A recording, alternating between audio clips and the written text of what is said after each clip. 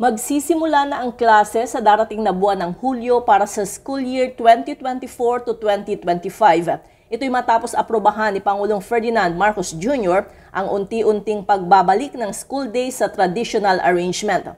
Ayon sa Presidential Communications Office, magsisimula ang klase sa July 29 ngayong taon at magtatapos sa April 15, 2025. Una rito, pinulong ni Pangulong Marcos si Vice President at DepEd Secretary Sara Duterte sa Malacanang kung saan inilatag ang dalawang opsyon para maibalik sa dating June to March ang school calendar. Ang unang option ay magkaroon ng 180 school days at 15 in-person Saturday classes, habang ang pangalawang option ay magkaroon ng 165 school days at walang in-person Saturday class na parehong magtatapos sa March 31, 2025. Pero naiiksian ang Pangulo sa 165 days at ayaw rin itong pumasok ang mga estudyante tuwing Sabado. Bilang kompromiso, sinabi ng Presidente na imbes na magtapos sa March 31, 2025, dapat ay i-adjust ng DepEd ang susunod na school year sa April 15, 2025. Ito'y para makumpleto ng mga estudyante ang 180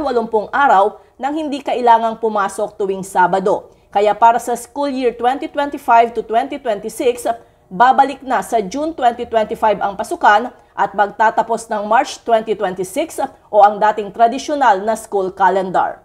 Para sa MBC TV Network News, ito si Let Narciso, sama-sama tayo Pilipino.